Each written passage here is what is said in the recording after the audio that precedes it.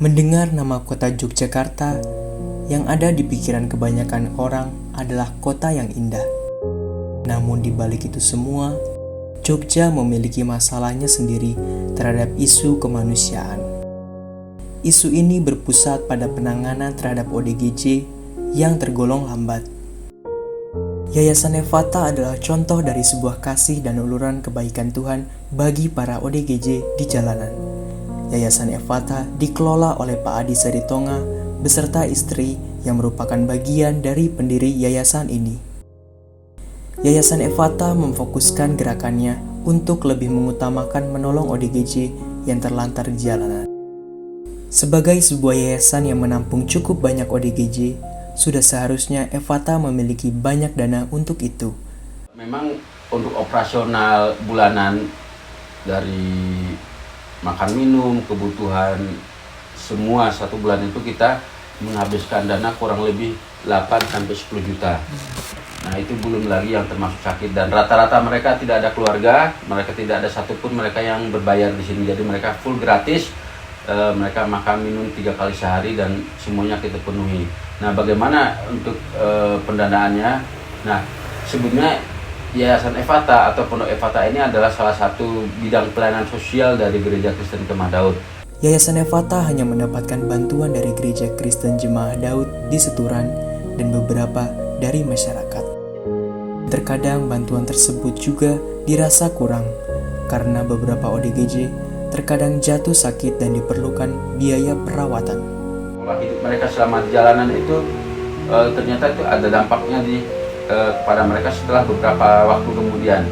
Jadi ada yang sakit TBC, ada yang HIV/AIDS, ada juga yang kena asma, ada juga yang sebagian besar infeksi pencernaan. Namun, dengan kekurangan tersebut, tidak menjadikan yayasan ini hilang harapan. Yayasan tetap terus berusaha untuk memberikan pelayanan terbaik bagi mereka.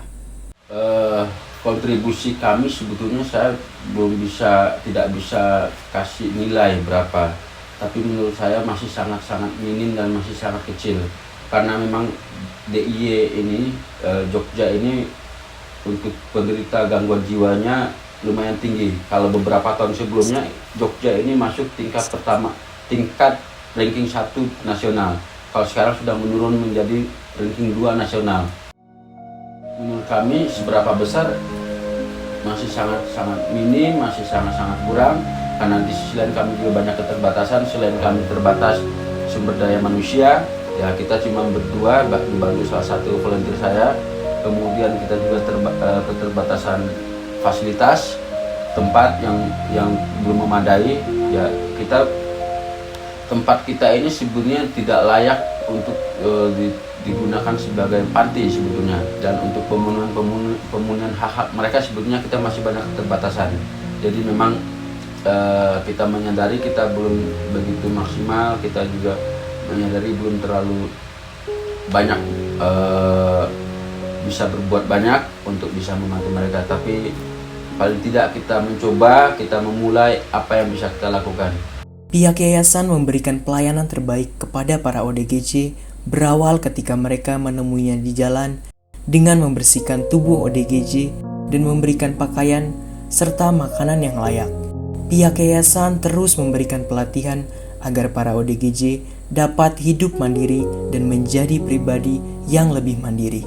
Pertama yang kami lakukan adalah kami membersihkan tubuhnya, baik mulai dari cukur rambutnya, kemudian kita potong kukunya, kita bersihkan, kita mandikan dan sebagainya. Kemudian kita selama di sini kita ajarin dia untuk bisa mandiri, ya seperti mencuci pakaian tadi, kemudian menjemur, melipat, nyapu, ngepel.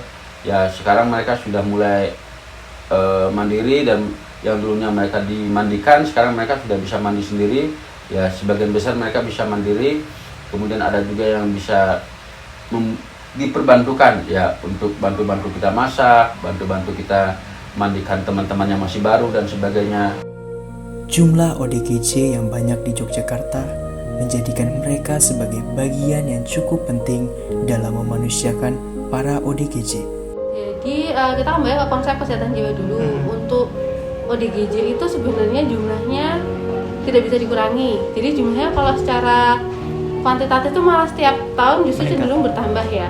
Nah, kontribusi Evata itu sendiri dia lebih ke membantu puskesmas dalam pencapaian SPM. SPM itu standar pelayanan minimal. Nah, standar pelayanan minimal di poin orang dengan gangguan jiwa berat mendapatkan akses kesehatan sesuai standar.